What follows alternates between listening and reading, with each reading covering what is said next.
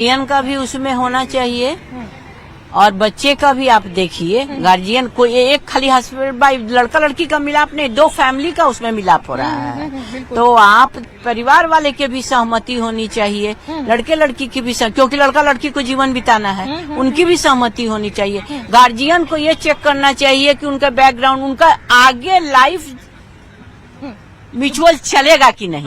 मतलब उनका सही से बनेगा कि नहीं, आपस में सामंजस्य होगा कि नहीं, ये गार्जियन का काम है देखना। आप उसमें पता लगाइए, देखिए, वो कीजिए, वो लोग दोनों ठीक से आगे उनकी जिंदगी से, ये तो गार्जियन ही करेंगे ना, क्योंकि वो तो आजकल नए नए हैं तो उनको तो अपोजिट डायरेक्शन अट्रैक्शन होगा ही। बिल्कुल नहीं होगा, होता ही है, कोई भी हो, चाहे लव मैरिज हो चाहे अरेंज मैरिज हो, अपोजिट अट्रैक्शन होगा। तो गार्जियन को चेक करना चाहिए कि हाँ भाई इनका दोनों आगे लाइफ अच्छा गुजरेगा कि नहीं गुजरेगा, इसलिए गार्जियन के भी सहमति बहुत जरूरी है। मतलब माँ बाप का डिसीजन तो ज्यादा अच्छा रहता है, क्योंकि बच्चे से तो एज माँ बाप का ज्यादा होता है तो उसको ज्यादा समझदारी है, माँ बाप बहुत कुछ देख चुके हैं।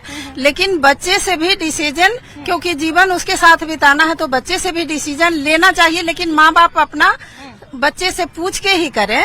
लेकिन ज्यादा माँ बाप का बेटर होता है। अभी खुद से जो शादी कर रहा है तो उसमें दिक्कतें ज्यादा आ रही है, क्योंकि बच्चे को तो अभी उतनी समझदारी नहीं होती, माँ बाप के बराबर एज नहीं ना होता है, तो उसको उतना तो समझदारी नहीं होगा। मैं एक फ्रेंड नहीं रखता है, कई फ्रेंड रखते हैं। मतलब किसी से शादी कर लेते हैं और किसी को साथ रहते हैं और किसी के साथ दिल रखते हैं। तो मतलब शादी से ज्यादा जो है अभी के समय में ईमानदारी मायने रखती है। ईमानदारी चाहिए, ईमानदारी चाहिए। जिसके साथ शादी किए हैं उसी के साथ में दिल भी रखना चाहिए, लेकिन दिल कहीं अलग रखते हैं और शादी कहीं अलग करते हैं। प्रेम विवाह हो रहा है, उसको भी धक्का दे दिया जा रहा है, जिससे अरेंज मैरिज हो रही है उसके साथ भी कुछ न कुछ हो जा रहा है। ऐसे में एक सवाल दिमाग में, आप लोगों के भी यंगस्टर हैं, आप लोगों के भी दिमाग में आता होगा कि माँ बाप का फैसला होना चाहिए शादी का या फिर बच्चों का होना चाहिए? नहीं, माँ बाप का ही होना चाहिए, शादी से होना चाहिए। इसी की संतुष्टि मिलता है। अगर अपना मन से अगर प्रेम से शादी किए तो घर में तकरार बढ़ जाएगा, जिससे आपको घर में माँ बाप नाराज हो जाएंगे। इसीलिए माँ बाप का परमिशन होना, राय विचार होना बहुत जरूरी है शादी में। लेकिन फिर आजकल के बच्चों का रहता है भाई कि हमको रहना है तो कम से कम हमको देखने दीजिए ना, मेरा क्या मतलब हम किसके साथ सही से रह सकते हैं, किसके साथ नहीं, हमारी कंपैटिबिलिटी किसके साथ है, ये हम तक छोड़ दीजिए। नहीं तो देखना चाहिए, मतलब लड़का सही है कि नहीं, मतलब वो लड़का गलत है। अगर माँ बाप से राय लेना चाहिए कि हम जिससे हम शादी करना चाहते हैं वो लड़का एकदम सही है, उसको कोई नशा नहीं है, वो मतलब कमाता है, अच्छा पीता है, कमाता है, ज्यादा पैसा कमाता है, तो उसको राजी हो जाए तो शादी के लिए बोल दे। हाँ, घर वाला भी तैयार है तो ठीक है, शादी हो जाएगा। मतलब इनके कहने का मतलब है कि शादी का फैसला अपना तो होना ही चाहिए, लेकिन उसके साथ साथ परिवार का जो इन्वॉल्वमेंट है वो भी सही से होना चाहिए, ताकि अगर बाद में किसी तरह की कोई सिचुएशन आए तो हमारा फैमिली भी हमारे साथ हो। हालांकि आजकल का जो सिचुएशन है उसके हिसाब से हर चीज जो है वो बड़ी असमंजस में डाल देती है। चलिए हम आगे बढ़ते हैं और कुछ और लोगों से बात करेंगे।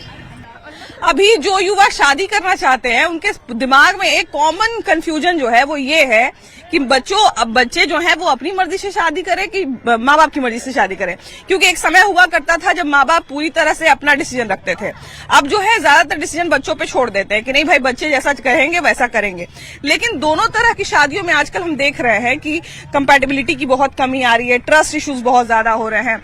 ऐसे में मन में एक सवाल आता होगा कि खुद से शादी करना ज्यादा सही रहेगा या फिर माँ बाप की मर्जी से शादी? माँ पापा और खुद की भी, जब तक क्योंकि लाइफ हमको खुद चलाना है। बिल्कुल। तो जब तक हम अच्छे से उसे जान नहीं सकते तब तक हम डिसीजन नहीं ले सकते कि मेरा पूरा लाइफ हम उस पर निर्भर कर सकें। तो खुद का सबसे ज्यादा मायने खुद है, खुद के बारे में डिसीजन लेना, अपना डिसीजन ज्यादा मैटर करता है। हालांकि बहुत सारे पेरेंट्स कहते हैं कि हमारी शादी ज्यादा टिकती है, लेकिन अभी तो अरेंज मैरिज में भी उस तरह की चीजें हो रही हैं। तो फिर अरेंज मैरिज या लव मैरिज, मतलब माँ बाप की मर्जी का फैसला होना चाहिए या फिर हमारा फैसला होना चाहिए, हम ही तक रहना चाहिए?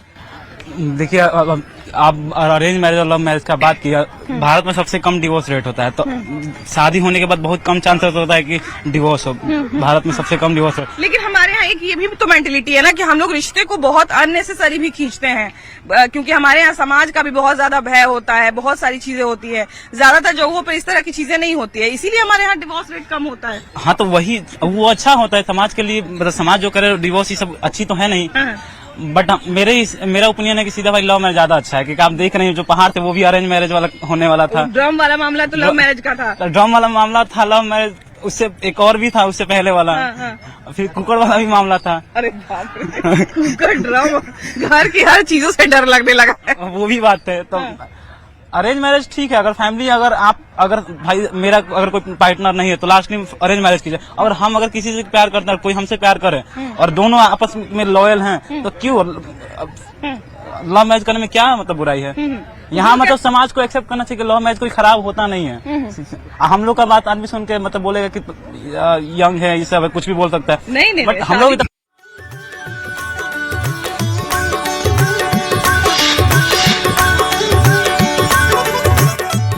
नमस्कार, प्रणाम। हमें नेहा निहारिका आपकी भाभी जी, और आपकी भाभी जी एक बार फिर से निकल चुकी है मैदान में आज का मुद्दा लेकर। अब देखिए कि शादी जो है हमारे समाज में एक संस्कार के रूप में देखी जाती है, एक उत्सव के रूप में देखी जाती है, एक ऐसा उत्सव जो हमारे जीवन का सबसे यादगार उत्सव बने।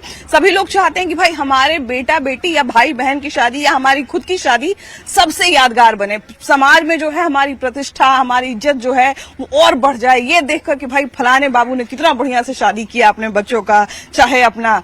लेकिन ये शान जो है, ये दिखावा जो है कई बार लोगों के लिए बोझ बन जाता है, इसलिए चूंकि अब शादी का मार्केट एक बहुत बड़ा मार्केट बन चुका है। अभी के समय में शादी में वैसी चीजें हो रही हैं जिन चीजों को शायद हम कंट्रोल कर सकते हैं, जिन खर्चों को शायद हम बचा सकते हैं, भविष्य के लिए जोड़कर रख सकते हैं, लेकिन दिखावे के चक्कर में चूंकि फलाने ने किया तो हमें भी करना है, ये बोझ जो है लगातार समाज पर बढ़ता जा रहा है, समाज के लोगों पर बढ़ता जा रहा है। इसके चक्कर में क्या होता है कि हम अपनी शान दिखाने के चक्कर में या इज्जत बचाने के चक्कर में इतना खर्चा कर देते हैं कि हमारी प्रॉपर्टी बिक जाती है, हमारी जमीन जायदाद बिक जाती है, या हमारी जमा पूंजी का एक बड़ा हिस्सा जो है वो इस चीज में चला जाता है।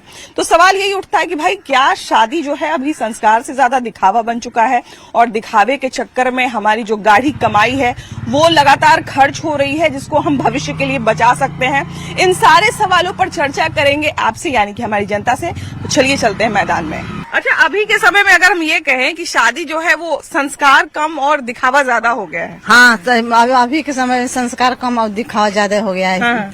हम लोग तो वैदिक रीति से शादी करवाते हैं, तो उसमें दिखावा बहुत कम। जो विद्वान लोग हैं बोलते हैं कि ज्यादा दिखावा ना करिए, अपना शादी अच्छा से करवाइए। जो आप पहले के जो संस्कार था उसी तरह से करवाइए। अच्छा, एक चीज ये भी है कि मिडिल क्लास फैमिली हो चाहे कोई भी रिच फैमिली हो, हम देखते हैं कि शादी का जो खर्चा होता है वो जीवन के पूरे कमाई का एक बहुत बड़ा हिस्सा जो है वो बाल बच्चों की शादी में निकल जाता है, और वो भी दहेज तो खैर अलग, अगर दहेज इन्वॉल्व है तो अलग है।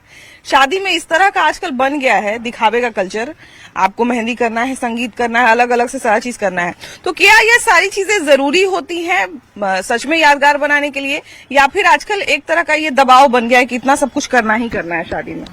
हाँ, शौकियल कर रहा है। जिसके पास धन है वो लुटा रहा है, जिसके पास धन नहीं है वो मंदिरों में ब्याह कर रहा है। लेकिन हम तो देख रहे हैं कि गांव देहात में हम देखते हैं कि जिसके पास नहीं भी है, जमीन उमीन भी बिक जा रहा है। बिक ही जा रहा है, बेचना ही पड़ता है।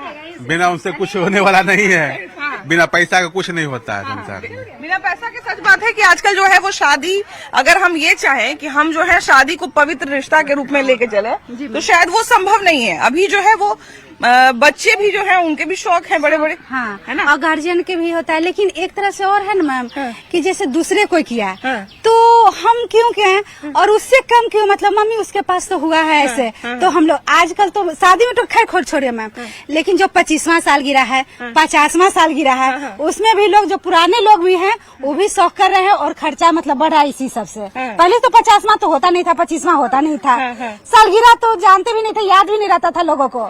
मेरे मम्मी पापा हैं, उन लोग को शायद याद भी नहीं कि किस डेट में हुआ है। लेकिन अब बच्चों को कि नहीं करना चाहिए दूसरे को देख करके मैम। अच्छा, शादियों में आजकल नया नया खर्चा क्या जुड़ते जा रहा है, मतलब नया नया जो दिखावा वाला है, जो जरूरी नहीं है। नहीं जरूरी है, मेहंदी ये सब नहीं होता था हम लोग के यहाँ। हल्दी तो होती थी लेकिन सिंपल ढंग से अपने ही परिवार में लगाते थे लोग, ऐसे नहीं की था कि मतलब पूरा स्टेज बना करके ये वो नहीं होता था, सिंपल ढंग से होता था घर में अपने लोग अपने परिवार से। लेकिन ये सब बढ़ा है, मेहंदी बढ़ गया है, रिसेप्शन भी पहले नहीं था, लेकिन रिसेप्शन तो जरूरी है। पहले लोग घर में आते थे देखने, लेकिन रिसेप्शन अब जरूरी है। रिसेप्शन पहले हम देखते थे कि वो मुंह दिखाई का एक कल्चर था, लेकिन वो ना एक फंक्शन का रूप में हुआ था ना मैम, तो घर में लोग आते थे, 2-4 औरत आती थी और 2 आदमी लेकर के घूंघट उठा के दिखाता था। लेकिन अब सामने में स्टेज पर जाकर बैठना रहता है और समाज में भी ये दिखाना रहता है कितने में। हम लोग भी जब अपनी शादी को याद करते हैं तो कुछ कुछ बात को याद आता है कि भाई ये चीज बड़ा बढ़िया हुआ था, या फिर कहते हैं ये एक कमी हो गया था, ये सारा चीज था लेकिन ये एक कमी हो गया था। तो कुछ आजकल करता है ना आदमी, एक दूसरे से कंपेयर करता है और वही कर्जा ले लेके करता है, फिर बाद में पछतावा आता है कि हम कर्जा ले लिए, जिंदगी भर कर्जे में डूबल रहता है। बिल्कुल, हमको लगता है कि आने वाले कई साल तक जो है वो बच्चों के माँ बाप जो है वो कर्जा सधाने में कर्जा नहीं चुकता है तो फिर सुसाइड करने पर तुल जाते हैं। एक ये भी चीज है कि आजकल शादी में झूठा शान दिखाने के चक्कर में बहुत सारा परिवार बर्बाद हो रहा है, पैसे का दबाव बढ़ते जा रहा है, कर्जा कई बार पड़ जाता है। देखिए, बेटी की शादी करना रहता है तो आदमी थोड़े करके जुगाड़ करके आदमी कहीं से आदमी कर्जा महाजन करके लाता है। अब जब बेटी के जब आदमी शादी आदमी की हो जाता है तो बोझ उतारने के लिए आदमी माँ बाप को आदमी कर्ज में डूबा हुआ रहता है। और तैयो लड़का वाला तैयो कहता है कि हमको ये चाहिए ये चाहिए वो चाहिए, शादी होला के बाद भी।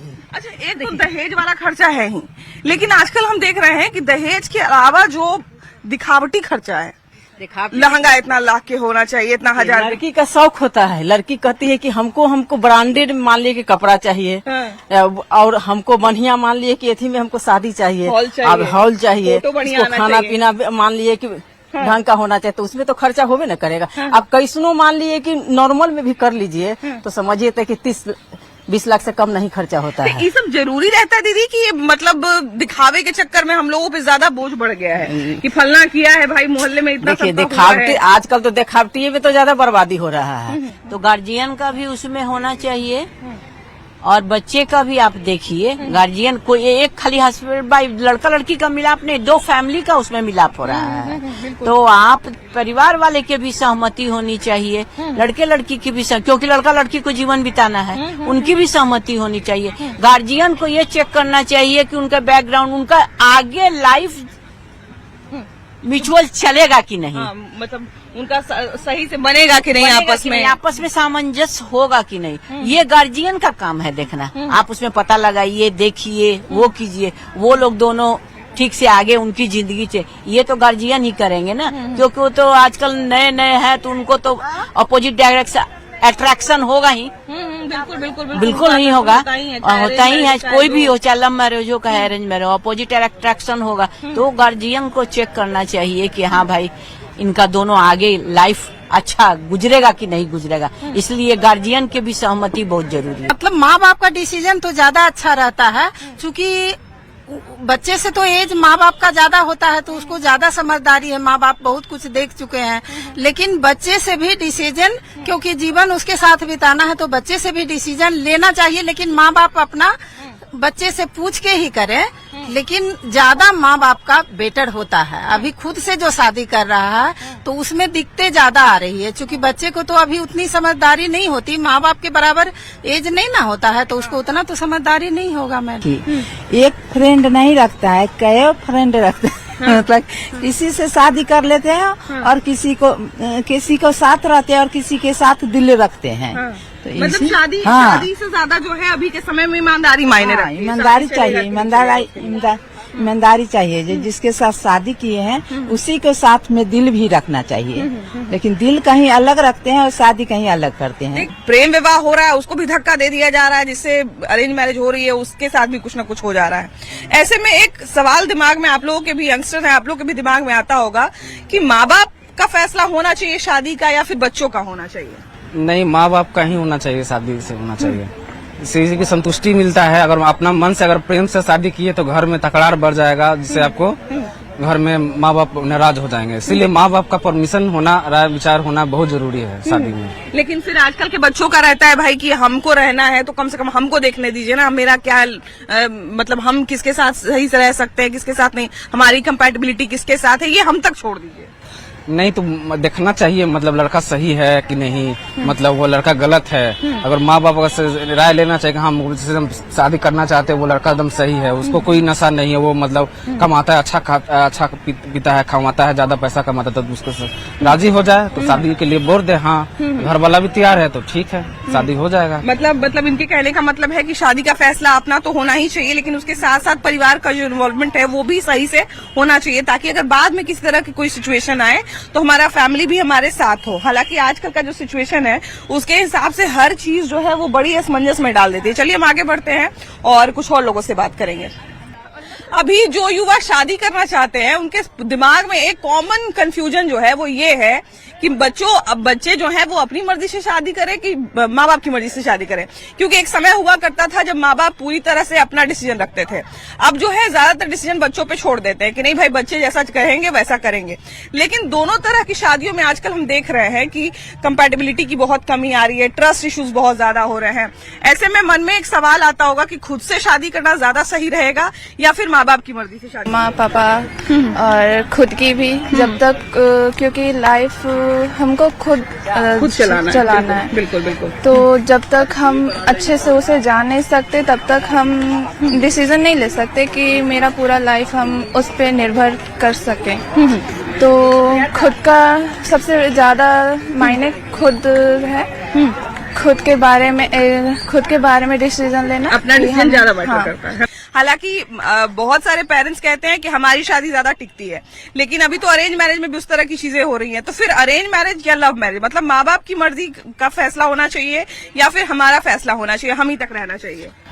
देखिए, आप अरेंज मैरिज और लव मैरिज का बात किया, भारत में सबसे कम डिवोर्स रेट होता है, तो शादी होने के बाद बहुत कम चांसेस होता है कि डिवोर्स हो। भारत में सबसे कम डिवोर्स हो। लेकिन हमारे यहाँ एक ये भी तो मेंटेलिटी है ना कि हम लोग रिश्ते को बहुत अननेसेसरी भी खींचते हैं, क्योंकि हमारे यहाँ समाज का भी बहुत ज्यादा भय होता है, बहुत सारी चीजें होती है, ज्यादातर जगहों पर इस तरह की चीजें नहीं होती है, इसीलिए हमारे यहाँ डिवोर्स रेट कम होता है। हाँ, तो वो अच्छा होता है समाज के लिए, मतलब समाज जो करे डिवोर्स ये सब अच्छी तो है नहीं। बट मेरा ओपिनियन है कि सीधा भाई लव मैरिज ज्यादा अच्छा है, क्योंकि आप देख रहे हैं जो पहाड़ थे वो भी अरेंज मैरिज वाला होने वाला था। ड्रम वाला मामला तो लव मैरिज का था। ड्रम वाला मामला था लव मैरिज, उससे एक और भी था उससे पहले वाला। फिर कुकर वाला भी मामला था। अरे बाप रे, कुकर, ड्रम, घर की हर चीजों से डर लगने लगा है। वो भी बात है। तो अरेंज मैरिज ठीक है, अगर फैमिली अगर भाई मेरा अगर कोई पार्टनर नहीं है तो लास्ट में अरेंज मैरिज कीजिए। अगर हम अगर किसी से प्यार करते हैं, कोई हमसे प्यार करे और दोनों आपस में लॉयल हैं, तो क्यों लव मैरिज करने में क्या मतलब बुराई है? यहाँ मतलब समाज को एक्सेप्ट करना चाहिए कि लव मैरिज कोई खराब होता नहीं है। हम लोग का बात आदमी सुन के मतलब बोलेगा कि यंग है, ये सब कुछ भी बोल सकता है। नहीं, बट हम लोग भी तो अपना प्रेफरेंस होता है। अच्छा, हम कुछ बच्चियों को ये भी देखते हैं, अभी तक ज्यादातर बच्चियां हमको मिलती हैं जो अभी के समय की, वो ज्यादातर बच्चियां मुझसे ये कहती हैं कि भाई हमको तो इच्छा नहीं है दहेज देके शादी करने का, हम बिल्कुल चाहते हैं कि हमारे माँ बाप से दहेज नहीं लिया जाए या हम दहेज नहीं देना चाहते हैं। आखिर क्यों बच्चियों के दिमाग के अंदर ये बात आ रही है जो दहेज के लिए वो इतना खुलकर बात कर पा रही है? क्योंकि मैम अगर आप एक बार दहेज दे रहे हैं तो कोई गारंटी नहीं है कि आपसे दोबारा नहीं मांगा जाएगा। आप अगर पहली बार में ही मना कर देते हैं तो इफ ये पॉसिबल है कि सामने वाले की हिम्मत टूट जाए कि हम उससे दोबारा नहीं मांग सकते, क्योंकि इसमें सबसे ज्यादा गलती लड़की वालों की है। आप जब तक पहले से नहीं, सामने से नहीं बोलिए कि नहीं हम कुछ नहीं देंगे, हम नहीं करेंगे, एज अ गिफ्ट और एज अ दहेज व्हाटएवर हम कुछ नहीं देंगे। मुझे शादी करनी है और शादी में जो खर्चा होता है वो अलग बात है। लेकिन आजकल एक अच्छा तरीका लोगों ने निकाला है कि भाई जो भी शादी में खर्चा हो रहा है आधा अपने तरफ का आप देखिए, हमारी तरफ का हम देखेंगे। ना आप हमसे कुछ एक्सपेक्ट करिए, ना हम आपसे कुछ एक्सपेक्ट करेंगे। अगर हमको हमारी लड़की को, जैसे पहले क्या होता था कि दहेज खूब सारा ले लिए, उसी से कुछ का जो है वो ज्वेलरी बना के चढ़ा दिए लड़की को, तो नाम भी हो जाता था कि खूब ज्वेलरी चढ़ा है और पैसा तो लड़की वालों के यहाँ से जाता था। तो अब ये भी कुछ लोग कहते हैं कि भाई अगर आपकी बेटी को आपको ज्वेलरी देना है आप खुद दे दीजिए, जो देना है उसी को दे दीजिए, हमको कुछ मत दीजिए, हमको कुछ नहीं चाहिए, अपनी बेटी को दीजिएगा तब भी ठीक है, नहीं दीजिएगा तब भी ठीक है। इस चीज का टॉपिक ही नहीं आना चाहिए कि आप क्या दे रहे हैं और क्या मैं दे रहा हूँ। बिल्कुल बिल्कुल। शादी का मतलब है मेरे साइड से जो मैं कर पाऊंगा वो मैं करूंगा और जो आप कर पाएंगे वो आप जो आपका करिएगा, शौक है वो आप पूरा वो आप करिएगा। इसमें देने लेने की बात पहले ही नहीं होनी चाहिए। अगर वो पहले हो रही है तो पॉसिबल है कि वो बात बाद में भी हो, बाद में भी होगी। हाँ, तो अभी की जो भी गर्ल्स हैं उनको पहले यही डिसाइड करना चाहिए कि मैं जिसके यहाँ पे जा रही हूँ, जिससे भी शादी कर रही हूँ, उसका पॉइंट ऑफ व्यू ये ना हो कि आप अभी क्या दे रहे हो, कि अगर आप अभी के बारे में बात कर रहे हो तो आप बाद में भी ये पूछोगे कि आप अभी क्या दे रहे हो। जैसे कुछ लोग हम ये भी देखते हैं कि जब शादी होती है तो कुछ माँ बाप का भी ये पॉइंट ऑफ व्यू रहता है और कुछ सास ससुर का भी रहता है कि अरे जो खर्चा करिएगा शादी में ना करिएगा, फिर ये सब चीज थोड़ी होता है, जो है एक बार जितना खर्चा यहाँ पे हो रहा है थोड़ा सा खर्चा और सही। नहीं, ये पहले मतलब किया जाता था, लेकिन अब के डेट में क्या है कि आप जितना उनको देते जाएंगे या जितना भी उनको दहेज देंगे वो और मांग करते जाते हैं। अब के डेट में यही हो गया है कि अगर आप कुछ भी चीज़ उन्हें देते हैं या कुछ भी चीज़ आप अपने मन से, लेकिन यही हम लड़की वालों को दिक्कत होता है कि हम लोग जितने मांगते हैं तो देते जाते हैं। उनको लगता है कि भाई कम से कम बेटी तो ठीक से रहेगी। हाँ, लेकिन ऐसा होता नहीं, ये चीज़ का बिल्कुल गारंटी नहीं है, क्योंकि आज के डेट में जितना भी दहेज दे दो या कुछ भी कार 4 व्हीलर कुछ भी दे दीजिए, लेकिन वो और आगे आगे मांग करते ही जाते हैं। अगर शादी में एक बार पैसा खर्चा कर दिए तो फिर तो गारंटी है कि हमारी बेटी खुश रहेगी, उसको खूब मान मर्यादा मिलेगा। तो ऐसा होता है क्या? ऐसा बहुत से परिवार के लोग, लड़की के परिवार के लोग सोचते हैं कि हम दहेज दे देंगे तो मेरी बेटी जाएगी उसके घर में बहू बन के ठाट से रहेगी, रानी की तरह रहेगी। पर सच्चाई ये होता है कि एक बार जब वो लोग दहेज दे देते हैं, लोग सोचते हैं कि अब ये कस्टम है, अब ये रिचुअल है, बच्चा होने वाला है, नानी घर में बच्चा को आएगा, छक्का होता है जो भी छठी में सोने का चम्मच, चांदी का चम्मच, गिलास सब देना होता है कि कस्टम है। फिर ऐसे कोई फिर गोद भराई हो गया। हर फंक्शन में ससुराल से मतलब कुछ भी ससुराल वाला मांगने का कोई ना कोई रिचुअल्स अपने हिसाब से तोड़ मोड़ के बना लेता है। ऐसा कोई रिचुअल हमारे इंडिया में है नहीं, बट अपने अकॉर्डिंग ससुराल वाले लेने के लिए बनाया भी। तो आश्चर्य होता है कि सिर्फ यही क्यों है। यहाँ तक कि पता है बेटा बेटी का शादी जब बुढ़ापा में करने जाइएगा तो घिड़ारी के लिए कपड़ा भी आपके मायके से ही आएगा।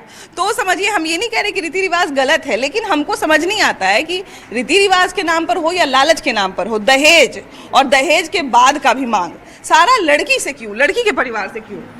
क्योंकि लड़की के परिवार से जरूरी नहीं है कि लड़की के परिवार से मांगा जाता है। ससुराल वाला बोलता है कि सब लड़की की तरफ से आता है। हाँ। इसीलिए लड़की के परिवार से जाता है। अभी पहले तो देखिए कि लोग जो है उसको रीति रिवाज मान लेते थे, ज्यादा विरोध नहीं करते थे। हम लड़कियों में भी देखते थे कि जहाँ शादी हो गई, जैसे शादी होगी उनको कोई लेना देना नहीं रहता था। लेकिन अब हम देख रहे हैं कि अब जैसे जैसे लड़कियां पढ़ लिख रही हैं वो सीधा कहती हैं कि भाई हम दहेज दे के शादी नहीं करेंगे, क्योंकि वो अब समझदार हो गई हैं, अब पढ़ लिख चुकी हैं कि वो अपने से कमा सकती हैं, तो वो उन लोगों को क्यों दे।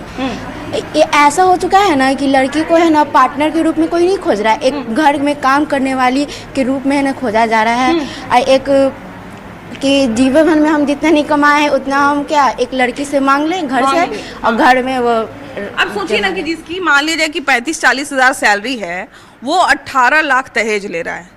समझिए कि वो अपने कितने साल का कमाई एक बार में ले लिया, और उसके बाद भी ऐसा नहीं कि उससे लेके वो कोई फ्लैट ले लेगा, चाहे कुछ जमीन ले लेगा, चाहे कुछ काम कर लेगा, फूक देगा शादी में।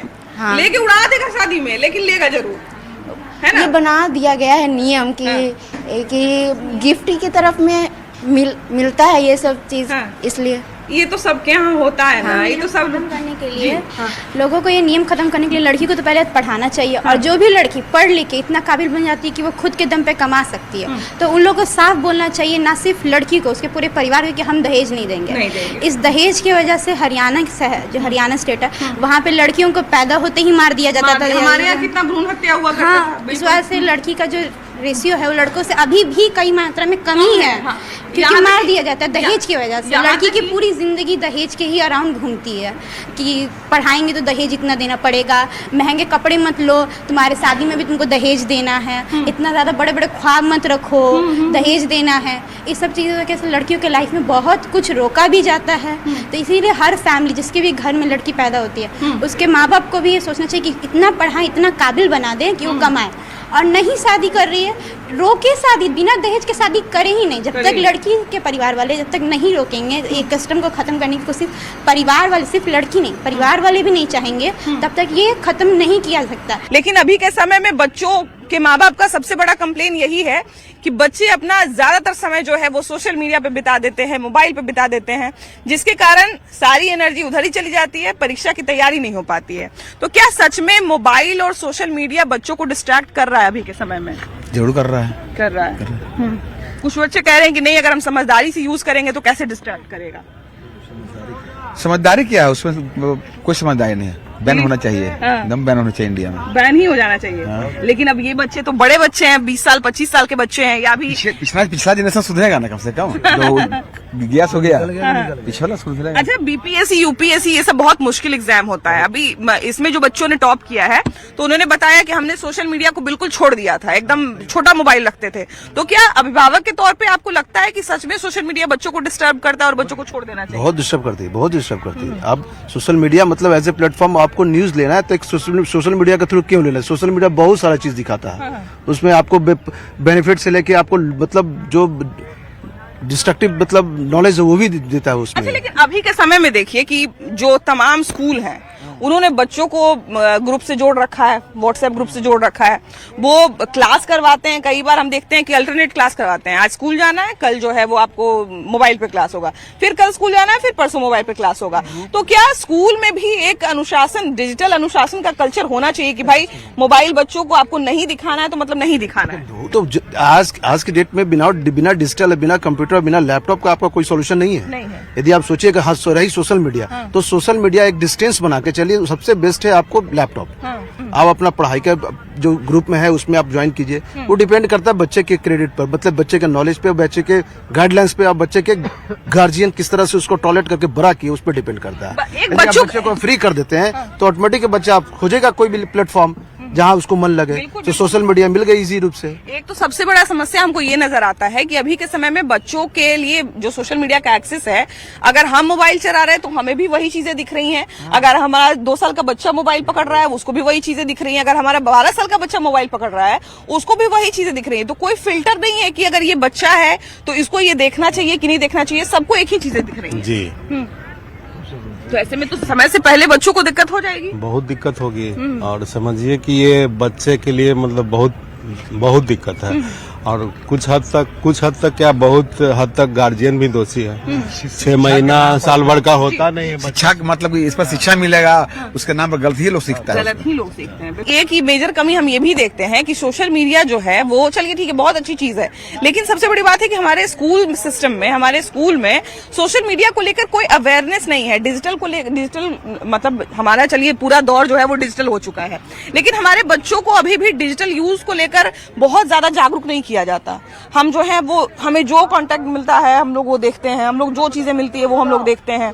अभी के समय में जो बच्चे टॉप कर रहे हैं वो अपना एक्सपीरियंस साझा करते हैं कि हम सोशल मीडिया से दूरी बना के रखते हैं। क्या ये जरूरी है पढ़ाई के लिए? सोशल मीडिया से बहुत जरूरी है दूरी बनाए रखे हुए। हम भी सोशल मीडिया यूज करते हैं लेकिन नहीं करते, फेसबुक इंस्टा कुछ नहीं यूज करते अभी, कुछ भी नहीं। बीपीएससी इंटरव्यू दिए थे, इस बार मेरा मेरिट नहीं बना है। अच्छा, अभी दुर्गा का फिजिकल करने आए हुए हैं, पीटी मेंस दोनों। तो आपने स्पेशली एग्जाम के लिए सब कुछ अनइंस्टॉल कर दिया? हाँ, सब एग्जाम के लिए तो पहले अगर पहले भी नहीं, कभी यूज नहीं, इंस्टा फेसबुक तो यूज ही नहीं किया, कभी यूज नहीं, कभी नहीं किया। उसके पीछे की आपकी सोच क्या थी? वही पढ़ाई के लेके वगैरह, उसमें टाइम वेस्ट होता है ज्यादा। अगर तो रील देखते रह गए, कभी कुछ करते रह गए, उसी मोबाइल चलाते स्क्रॉल करते रह गए लाइब्रेरी में बैठ के, उससे बढ़िया कुछ करो ही मत। कुछ बच्चे हमको बता रहे थे कि अगर हम इसके यूज को अगर लिमिटेड करते हैं, अगर हम लोग अपने दिमाग से इसको यूज करते हैं तो ये बहुत ज्यादा इम्पैक्ट नहीं डालता है। तो क्या ये संभव है कि हम? डालता ही नहीं, डालता है, इम्पैक्ट डालता है बहुत मैम, क्योंकि हम मोबाइल खोलेंगे तो उसमें रील आ जाएगा, कुछ भी आ जाएगा, तो उसको देखने में टाइम लग जाता है। और सबसे बड़ी बात है कि वो दिमाग को बहुत अट्रैक्ट भी करता है, बहुत अट्रैक्ट करता है, अट्रैक्ट भी बहुत करता है अट्रैक्ट। लेकिन अब दिक्कत ये है कि एक 10 साल का बच्चा कैसे तय करेगा कि कौन सा अच्छा चीज हमको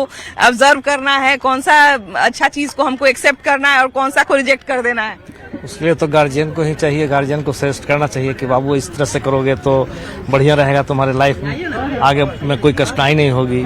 और जो है खाने पीने का समय, टाइमिंग, उठने का, जागने का, ऐसा होता है कि लोग मोबाइल बच्चा लोग देखता है, रात में सोता है लेट से, उठता है लेट से, उससे उसका पढ़ाई लॉस होता है, शारीरिक भी हरास होता है। कई बार तो हम लोग खुद अगर मोबाइल मान लीजिए सोने का समय 10 बजे है हमारा या 11 बजे है हमारा, जरा सा अगर मोबाइल निकाले तो आधा घंटा हमारा चला जाता है। और ये भी होता है कि कई बार हम सोचते हैं कि जब तक नींद नहीं आ रहा तब तक मोबाइल देखते हैं, लेकिन जब तक मोबाइल देखते हैं तब तक नींद नहीं आता। हाँ, ये बात सही कह रहे हैं। बहुत लोग यही आदत है बच्चे लोग का है। हालांकि हमारा भी देखिए नाती है 2 ठो, तो एक ठो तो अभी तैयारी कर रहा है मेडिकल का, एक ठो जो है 7 में है, वो ज्यादा देखता है, ये आपको गेम वगैरह ज्यादा देखता है। और मम्मी को मोबाइल भी जल्दी नहीं ले देता है, कहता कि नहीं आपको देखने दो। हाँ, ये सब थोड़ा सा है, उसको हम जाते हैं तो समझाते हैं। बच्चों का सच में एकाग्रता भंग करता है मोबाइल। हाँ करता है, हाँ करता है, बिल्कुल करता मतलब है। जो ध्यान लगाना चाहिए था पढ़ाई में वो ध्यान लग जाता है गेम में। हाँ, गेम में लगाता है, गेम में लग जाता है। देखिए सबसे बड़ी बात है कि अभी के समय में सोशल मीडिया जो है वो बहुत जरूरी चीज है हमारे जीवन में। सोशल मीडिया अगर नहीं रहे तो सही बात है कि हम लोगों को बहुत सारे चीज से हम अवेयर नहीं हो पाएंगे। बहुत सारा मुद्दा अभी के समय में तूल तभी पकड़ता है जब सोशल मीडिया पर वो मुद्दा जो है लोगों के ध्यान में आता है। ऐसे में सोशल मीडिया का एक जरूरत तो है ही लोगों को, लेकिन सबसे बड़ा सवाल ये है कि हम बार बार कह रहे हैं कि जिन बच्चों की हम बात कर रहे हैं उन लोगों को अपने जीवन में एक्स्ट्रा डेडिकेशन की जरूरत पड़ती है। उन लोगों को जो है वो थोड़ा एक्स्ट्रा एकाग्रता की जरूरत पड़ती है, थोड़ा एक्स्ट्रा तैयारी की जरूरत पड़ती है। ऐसे में अगर सोशल मीडिया हाथ में आ जाए, मोबाइल हाथ में आ जाए, आपका जो है रील्स हाथ में आ जाए, शॉर्ट वीडियो हाथ में आ जाए, तो फिर वो आपका कितना समय ले लेता है ये पता नहीं चलता। तो फायदा और नुकसान दोनों है, डिपेंड आप पर करता है कि आप उसके फायदे को देखते हैं या उसके नुकसान से गुजरते हैं। आपकी क्या राय है जरूर बताइएगा कि आपका भी बच्चा जो है वो सोशल मीडिया से डिस्टर्ब हो रहा है या सोशल मीडिया के एडिक्शन का शिकार हो चुका है, जरूर बताइएगा। और अगर नहीं है तो सोशल मीडिया से कैसे वो बचा हुआ है ये भी जरूर बताइएगा। कैमरा पर्सन संत के साथ आपकी भाभी जी, बाय बाय।